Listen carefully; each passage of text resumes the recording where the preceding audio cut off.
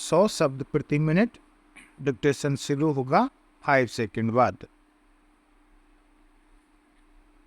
शुरू। अध्यक्ष महोदय, सर्वप्रथम मैं अन्य बातों के बारे में यहाँ बात करना चाहता हूँ जो सदन में उठाई गई हैं और जिनका अभी तक हमें परिवहन मंत्री जी से कोई उत्तर नहीं मिला है। जहाँ तक यातायात का सवाल है, वाहनों के द्वारा ही हमारी तरक्की हो सकती है और वाहनों के द्वारा ही हम प्रगति कर सकते हैं, लेकिन उसकी यह सरकार जितनी उपेक्षा कर रही है उतनी शायद दूसरे कामों की नहीं कर रही है। मैं पहले यह स्पष्ट कर दूं कि हमारा दृष्टिकोण प्रशंसा करने का नहीं होता, हमारा दृष्टिकोण आलोचना का होता है। जो अवगुण है मैं उन्हें बताने की कोशिश करूँगा, जो गुण हैं उन्हें तो स्वयं दूसरे दल के लोग बता ही देंगे।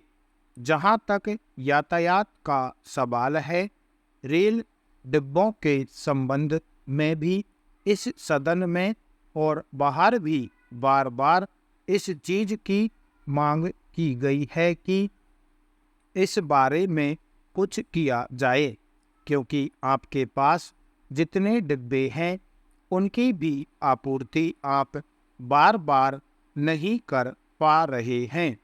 उदाहरण के लिए, सरकार को मालूम है कि अनाज 2 महीने मई और जून में आता है। इसी समय वह किसानों के पास से मंडियों में आता है और जब वर्षा शुरू होगी तब वैगन दिए जाते हैं। एक तरफ तो आप बड़े गर्व से कहते हैं कि किसानों को सरकार की तरफ से हम सुविधाएं दे रहे हैं और दूसरी तरफ उनके अधिकारों पर आप हमला कर रहे हैं। जब फसल आएगी और बैगन नहीं मिलेंगे तो क्या होगा? उसका परिणाम यह होगा कि बाजार में अनाज तो आएगा लेकिन खरीदने वाले नहीं होंगे, क्योंकि उनके पास पैसा नहीं होगा। एक तरफ तो भ्रष्टाचार के कारण बैंक वाले कोई पैसा नहीं देते हैं और दूसरी तरफ जब बैगन नहीं होंगे तो माल बाहर नहीं आएगा और किसानों का अनाज नहीं बिक सकेगा। जब किसानों के पास आमदनी का जरिया होता है तब आप यातायात का इंतजाम नहीं करते हैं, जिससे उनका बहुत नुकसान होता है। महोदय, आपके विभाग का यह हाल है कि जहां एक जगह उसका एक भाग केंद्र सरकार के अधीन है तो दूसरी जगह कोई भाग राज्य सरकार के अधीन होता है। वहाँ पर आपका कानून लागू होगा, जबकि एक सा होना चाहिए। दुख की बात यह है कि रेलवे में ऐसा नहीं है। मुझे बिल्कुल उम्मीद नहीं थी कि इस छोटी सी बहस में, जिसके लिए ये पूरक मांगें पेश की गई हैं और जो इस वर्ष में ज़्यादा खर्चा हो गया है, उसकी मंजूरी के लिए एक दूसरी मांग पेश की गई है। मुझे आशा नहीं थी कि ऐसा होगा। 2:30 बजे से यह बहस शुरू हुई और अब 6 बज रहे हैं। करीब करीब 4 घंटे यह बहस हुई है। मैं तो उन माननीय सदस्यों का आभार मानता हूँ जिन्होंने इसमें भाग लिया और यह इस बात का सबूत है कि रेलों के संबंध में लोगों को ज़्यादा दिलचस्पी है। जिन सदस्यों ने इस बहस में हिस्सा लिया है, मैं उनके प्रति आभार प्रकट करता हूँ। सभी माननीय सदस्यों ने रेलों में जो सुधार हुए हैं उनकी सराहना की है और बहुत अच्छे सुझाव दिए हैं जिससे कि और अधिक काम किया जा सके। यह तो पूरक मांगों की एक बहस थी, लेकिन शायद इस माननीय सदन का यह नियम है कि अगर पूरक मांगों का प्रस्ताव किया जाए तो एक साधारण बहस छिड़ जाती है। जब बजट पेश किया जाता है तो उस समय भी वाद विवाद होता ही है। तरीका तो यह है कि पूरक मांगें जब पेश की जाएं तो जिन मुद्दों पर वह पेश की गई हैं उन पर ही बहस की जाए। इस सदन में और दूसरे सदन में भी मैंने सुना कि तरीका यही है और बहुत दिनों से वह चला आ रहा है कि इस पर भी साधारण बहस आवश्यक हो। मान्यवर, साधारण बहस इस पर हो गई।